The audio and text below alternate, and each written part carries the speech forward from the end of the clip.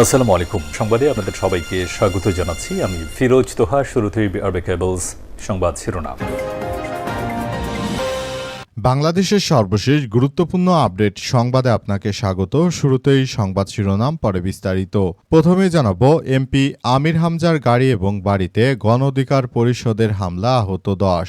কুষ্টিয়া সদর আসনের সংসদ সদস্য মুফতি আমির হামজার গাড়ি এবং বাড়িতে হামলা চালিয়েছে গণ অধিকার পরিষদ ও বিএনপির সন্ত্রাসীরা। পরে ঘণ্টাব্যাপী চলা দুই পক্ষের ধাপ পাল্টা ধায় অন্তত 10 জন আহত হয়েছে। তাদের মধ্যে কয়েকজনকে কুষ্টিয়া জেনারেল হাসপাতালে চিকিৎসা দেওয়া হচ্ছে। আজ 6টার দিকে কুষ্টিয়া শহরের বাড়ি ঢোকার সময় আমির হামজার গাড়িতে হামলা করে এই নুরুল হক নূরের সন্ত্রাসী বাহিনী। এরপর জানাবো, যাত্রীবাহী বাস এবং গরু বোঝাই ট্রাকের মধ্যে সংঘর্ষ, নিহত 2, আহত 3। ঢাকা টাঙ্গাইল মহাসড়কের কালিয়াকৈর বাইপাস এলাকায় যাত্রীবাহী বাস ও গরু বোঝাই ট্রাকের সংঘর্ষে 2 জন নিহত এবং 3 জন আহত হয়েছে। এই ঘটনায় একটি গরু মারা যায় এবং 5টি গরু গুরুতরভাবে আহত হয়েছে বলে জানা গেছে। এদিকে বাড়াবাড়ি করলে আজীবন গুপ্ত থাকার ব্যবস্থা করব জামাতকে নুরুল হক নূরের হুঁশিয়ারি। রককাটা জামাত শিবির তার স্বরূপে ফিরে এসেছে বলে মন্তব্য করেছেন প্রবাসী কল্যাণ ও বৈদেশিক কর্মসংস্থান প্রতিমন্ত্রী এবং গণ অধিকার পরিষদের সভাপতি নুরুল হক নূর। আজ রাতে নিজের ফেসবুক পোস্টে তিনি এমন মন্তব্য করেছেন। এবারে জানাবো, নোয়াখালীতে নারীকে হত্যা, ছেলে এবং শাশুড়ি গ্রেপ্তার। নোয়াখালী সদর উপজেলার বিনোদপুর লাইলি বেগম 46 নামের এক নারীকে গলা কেটে হত্যার ঘটনা ঘটেছে। এই ঘটনায় নিহতের ছেলে সৌরভ হোসেন 28 এবং তার শাশুড়ি তফুরা বেগম 75কে গ্রেপ্তার করেছে পুলিশের সদস্যরা। এবং সর্বশেষ জানাবো, বঙ্গবন্ধুর মৃত্যুবার্ষিকী পালন করায় ছাত্রলীগ নেত্রী গ্রেপ্তার। মৌলভীবাজারের কুলাউড়া বঙ্গবন্ধু শেখ মুজিবুর রহমানের মৃত্যুবার্ষিকী পালনের অভিযোগে জান্নাতুল ফেরদৌস চৌধুরী নামের নিষিদ্ধ সংগঠন ছাত্রলীগের এক নেত্রীকে গ্রেপ্তার করেছে পুলিশ। আজ দুপুরে উপজেলার ভাতাইয়া এলাকায় নিজ বাড়িতে থেকে তাকে গ্রেপ্তার করা হয়। জান্নাতুল ফেরদৌস চৌধুরী সিলেট জেলা ছাত্রলীগের নেত্রী হিসেবে পরিচিত। পুলিশ ও স্থানীয় সূত্র থেকে জানা গেছে যে বঙ্গবন্ধু শেখ মুজিবুর রহমানের মৃত্যুবার্ষিকী পালন করতে গিয়ে মূলত তিনি আটক হয়েছেন। তিনি দেশের মধ্যে আওয়ামী লীগের নেতাকর্মীদের জন্য জায়গা করে দিচ্ছিলেন এবং দেশের মধ্যে আবার এক বিশৃঙ্খল পরিস্থিতি সৃষ্টির অপচেষ্টা করছিলেন বলে এমন অভিযোগ পাওয়া গেছে। এই ঘটনায় এখন পরিস্থিতি থমথমে অবস্থা বিরাজ করছে। অবস্থায় সবাইকে আরও বেশি সজাগ থাকার জন্য তিনি উল্লেখ করেছেন। তিনি বিষয়গুলো নিয়ে খুবই গুরুত্ব সহকারে দেখভাল করার কথা জানিয়েছেন।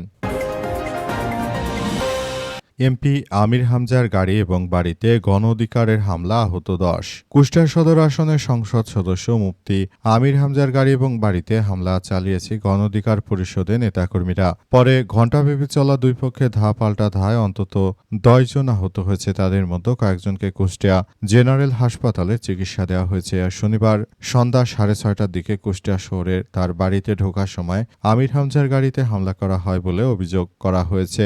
একই সময় তার বাড়িতে হামলার অভিযোগ পাওয়া গেছে। সংসদ সদস্যের অভিযোগ, এ সময় পুলিশ সদস্যরা সক্রিয় ভূমিকা পালন করেনি। রাত 8টার দিকে মোবাইলে আমির হামজা জানান যে আজ সারাদিন হরিনারায়ণপুর ইউনিয়নে সফরে ছিলাম। বাড়িতে ঢোকার সময় হঠাৎ করে গাড়িতে হামলা চালায় দুর্বৃত্তরা। একই সঙ্গে বাড়ির দরজা জানালেও হামলা করেছে। এ সময় গাড়িতে বসা অবস্থায় আমার হাতে আঘাত লেগেছে, আমার চাচার পায়ে আঘাত লেগেছে। জামাতের 5-6 জন নেতাকর্মী হাসপাতালে চিকিৎসাধীন। এর জন্য গণ অধিকার পরিষদের নেতা নুরুল হক নূর দায়ী। এই নুরুল হক নূরের কারণেই মূলত এই ধরনের সন্ত্রাসী ঘটনাগুলো ঘটছে। দেশটাকে তারা আবারও এক ভয়াবহ বিপর্যয়কর পরিস্থিতির মধ্যে ঠেলে দিচ্ছে বলে অভিযোগ নুরুল হক নূরের। তিনি জানিয়েছেন যে দেশটাকে তারা মগের মূল্যকে পরিণত করতে চায়। এ অবস্থায় দেশের অভ্যন্তরে আবারও ভয়াবহ কার্যক্রম শুরু হয়েছে।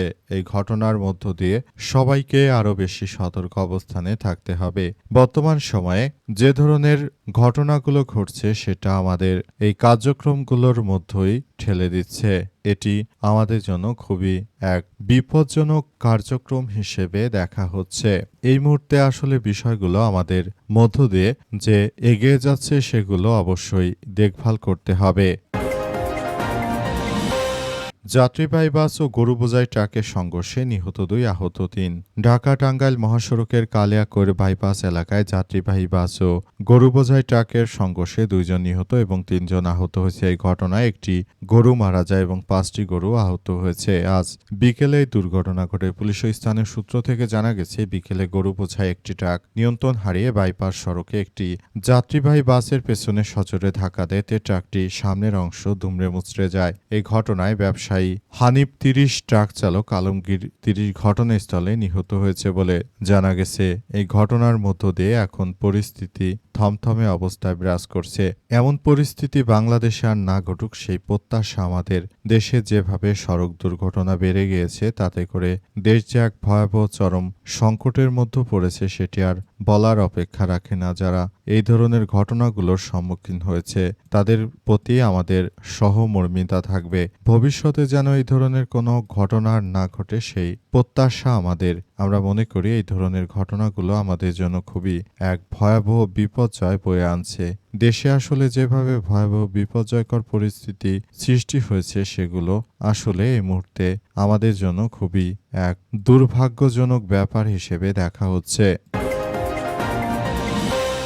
বাড়াবাড়ি করলে আজীবন গুপ্ত থাকার ব্যবস্থা করব জামাতকে নুরুল হক নূরের হুঁশিয়ারি। গণঅধিকার পরিষদের নেতা নুরুল হক নূর তিনি জামাতকে কঠোর হুঁশিয়ারি দিয়েছেন। তিনি বলেছেন, যদি জামাত বেশি বাড়াবাড়ি করে তাহলে জামাতকে সারা জীবন যাতে করে গুপ্ত থাকতে হয় সেই ব্যবস্থাই করব বলে কঠোর হুঁশিয়ারি দিয়েছেন নুরুল হক নূর। তিনি জানিয়েছেন যে দেশের মধ্য তারা যে মগের মুলুকের কার্যক্রম শুরু করেছে এটা আসলে বের করতে হবে। দেশটাকে এক ভয়াবহ বিপর্যয়ের হাত থেকে আমাদের রক্ষা করতে হবে বলে জানান নুরুল হক নূর।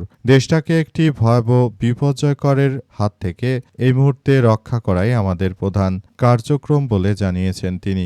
নুরুল হক নূর আরও জানিয়েছেন যে গুপ্তরা দীর্ঘদিন ধরে গুপ্ত থাকার মধ্য দিয়ে তারা দেশটাকে একটি সন্ত্রাসের অভয়ারণ্যে পরিণত করতে চায়। এখান থেকে এদেরকে বের করে আনতে হবে। এই গুপ্তরা যাতে করে ভবিষ্যতে আর কোনো ধরনের সন্ত্রাসী কার্যক্রম করতে না পারে সেটি আমাদেরকে দেখতে হবে বলে কঠোর হুঁশিয়ারি দিয়েছেন নুরুল হক নূর। তিনি জামাতকে বাংলাদেশে আর রাজনীতি করতে দেবেন না এই ধরনের কথাবার্তা বলেছেন। তবে এখন পর্যন্ত জামাতের পক্ষ থেকে কোনো প্রতিক্রিয়া জানানো হয়নি।